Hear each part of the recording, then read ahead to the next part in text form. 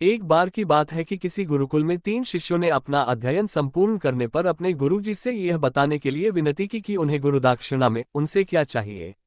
गुरुजी पहले तो मंद मंद मुस्कुराए और फिर बड़े स्नेहपूर्वक कहने लगे, मुझे तुमसे गुरुदक्षिणा में एक थैला भर के सूखी पत्तियां चाहिए, ला सकोगे? वे तीनों मन ही मन बहुत प्रसन्न हुए क्योंकि उन्हें लगा कि वे बड़ी आसानी से अपने गुरुजी की इच्छा पूरी कर सकेंगे। सूखी पत्तियां तो जंगल में सर्वत्र बिखरी ही रहती हैं। वे उत्साहपूर्वक एक ही स्वर में बोले, जी गुरुजी, जैसी आपकी आज्ञा। अब वे तीनों शिष्य चलते चलते एक समीपस्थ जंगल में पहुंच चुके थे, लेकिन ये देखकर कि वहां पर तो सूखी पत्तियां केवल एक मुट्ठी भर ही थीं, उनके आश्चर्य का ठिकाना न रहा। वे सोच में पड़ गए कि आखिर जंगल से कौन सूखी पत्तियां उठाकर ले गया होगा।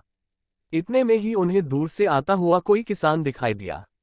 वे उसके पास पहुंचकर उससे विनम्रतापूर्वक याचना करने लगे कि वह उन्हें केवल एक थैला भर सूखी पत्तियां दे दे। अब उस किसान ने उनसे क्षमायाचना करते हुए उन्हें ये बताया कि वह उनकी मदद नहीं कर सकता क्योंकि उसने सूखी पत्तियों का ईंधन के रूप में पहले ही उपयोग कर लिया था। अब वे तीनों पास में ही बसे एक गांव की ओर इस आशा से बढ़ने लगे थे कि हो सकता है वहां उस गांव में उनकी कोई सहायता कर सके। वहां पहुंचकर उन्होंने जब एक व्यापारी को देखा तो बड़ी उम्मीद से उससे एक थैला भर सूखी पत्तियां देने के लिए प्रार्थना करने लगे, लेकिन उन्हें फिर से एक बार निराशा ही हाथ आई क्योंकि उस व्यापारी ने तो पहले ही कुछ पैसे कमाने के लिए सूखी पत्तियों के दोने बनाकर बेच दिए थे। लेकिन उस व्यापारी ने उदारता दिखाते हुए उन्हें एक बुई माँ का पता बताया जो सूखी पत्तियां एकत्रित किया करती थी। पर भाग्य ने यहाँ पर भी उनका साथ नहीं दिया क्योंकि वह बुई माँ तो उन पत्तियों को अलग अलग करके कई प्रकार की औषधियां बनाया करती थी। अब निराश होकर वे तीनों खाली हाथ ही गुरुकुल लौट गए। गुरुजी ने उन्हें देखते ही स्नेहपूर्वक पूछा, पुत्रों, ले आए गुरुदक्षिणा। तीनों ने सर झुका लिया। गुरुजी द्वारा दोबारा पूछे जाने पर उनमें से एक शिष्य कहने लगा, गुरुदेव, हम आपकी इच्छा पूरी नहीं कर पाए। हमने सोचा था कि सूखी पत्तियां तो जंगल में सर्वत्र बिखरी ही रहती होंगी, लेकिन बड़े ही आश्चर्य की बात है कि लोग उनका भी कितनी तरह से उपयोग करते हैं। गुरुजी फिर पहले ही की तरह मुस्कराते हुए प्रेमपूर्वक बोले, निराश क्यों होते हो? प्रसन्न हो जाओ और यही ज्ञान की सूखी पत्तियां भी व्यर्थ नहीं हुआ करती बल्कि उनके भी अनेक उपयोग हुआ करते हैं। मुझे गुरुदक्षिणा के रूप में दे दो। तीनों शिष्य गुरुजी को प्रणाम करके खुशी खुशी अपने अपने घर की ओर चले गए।